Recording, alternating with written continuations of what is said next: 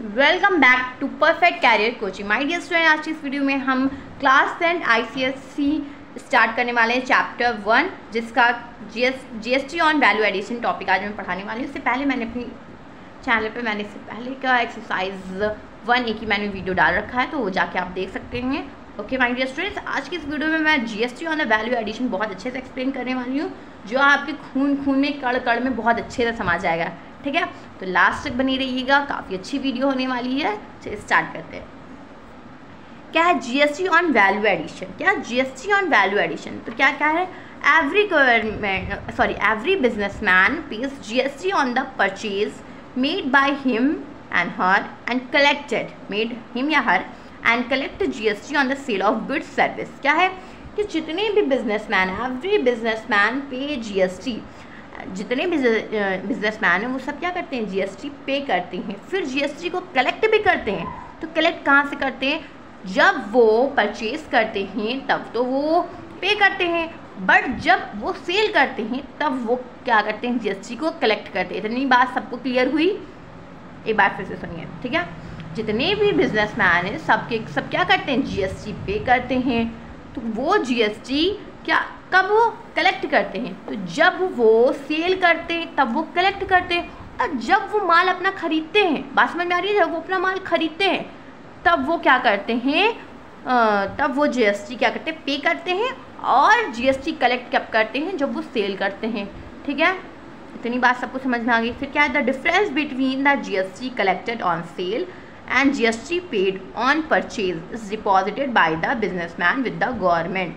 अब हमको इसमें डिफरेंस बताना है। डिफरेंस बताने से पहले मैं आपको बता दूं कि ये ऑन सेल और ऑन परचेज का मतलब क्या है इसके अंदर। ठीक है, GST कलेक्टेड वही जो मैंने अभी पहले बताया था, पर फिर से बता रही हूँ। ठीक है, GST कलेक्टेड, ठीक है, उन्होंने GST कलेक्ट किया जब उन्होंने सेल किया, ऑन सेल। ठीक है, और उन्होंने GST पेड कब किया? जब उन्होंने परचेज किया। उन्हीं दोनों का डिफरेंस हमें बताना है। वो डिफरेंस का पैसा जो आएगा वो हम गवर्नमेंट को देंगे। क्लियर है? वो जो आएगा उसको हम गवर्नमेंट को देंगे। ठीक है, does deposited with the government. ठीक है, तो गवर्नमेंट कितना लेती है? ठीक है, गवर्नमेंट कितना लेती है पैसा?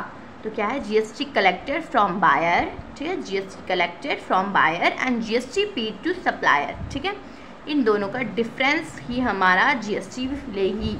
कौन लेगा? गवर्नमेंट लेगी। ठीक है, तो GST on the sale price, जितने का बिका GST के साथ में, जितने का परचेज किया उसमें से इसको माइनस कर देंगे, फिर हमको GST on the value addition मिल जाएगा। Understand my dear students? तो इसके लिए बहुत अच्छी चीज़ है understanding GST as tax on value addition. बहुत अच्छे से समझाते हैं। क्या है?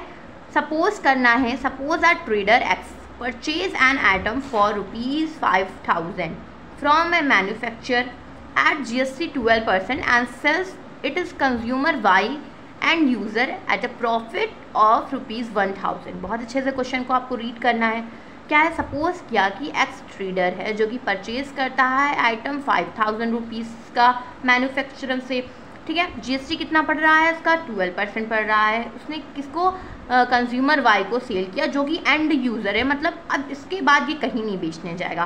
कितने प्रॉफिट पे? 1,000। इतनी बात बहुत अच्छे से समझ में आ गई। आई कि नहीं आई माय डियर स्टूडेंट्स? बहुत अच्छी बात आ गई है। तो ओके, तब इसमें समझिए cost price for a trader x.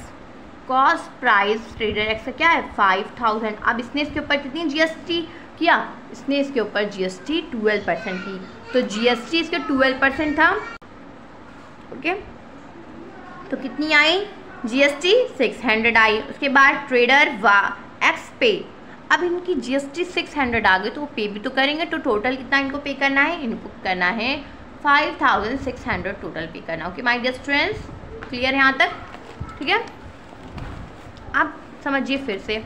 ठीक है, अब आगे का। ओके, अब क्या है? Trader X then the sale item consumer Y. ठीक है, जो ट्रेडर एक्स है वो वाई को क्या करता है? सेल कंज्यूम मतलब बेचता है, और कितने प्रॉफिट पे? 1,000 प्रॉफिट पे बेचता है। तो इसकी जो सेलिंग प्राइस होगी किसकी? ट्रेडर एक्स की। ये चीज़ बहुत ध्यान रखिए, सेलिंग प्राइस क्या होगी? 5,000 थी और उसमें 1,000 वो प्रॉफिट मिलाएगा तो 6,000 हो जाएगी।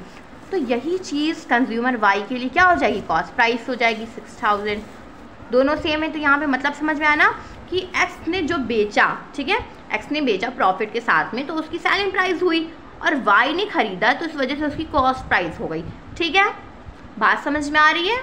जैसे कि आप शॉप पे गए और आपने कुछ भी खरीदा तो आपकी कॉस्ट प्राइस और बेचने वाले की सेलिंग प्राइस सेम ही तो होगी ना। अभी आप कोई चीज़ 100 रुपीज़ की खरीद रहे हो तो जो बेच रहा है वो भी तो 100 रुपीज़ को उसकी सेलिंग प्राइस वो हुई और आपकी कॉस्ट प्राइस 100 रुपीज़ हुई। तो बात क्लियर है ना, यहाँ से तो मुझे नहीं लगता कोई दिक्कत होने वाली है।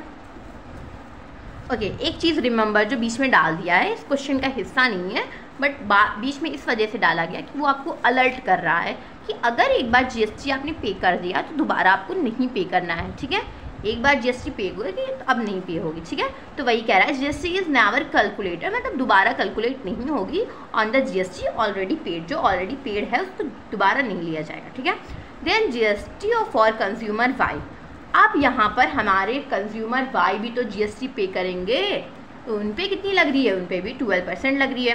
तो जैसे ही 12% ऑफ 6,000 का करेंगे कितना आ जाएगा, ₹720 आ जाएगा।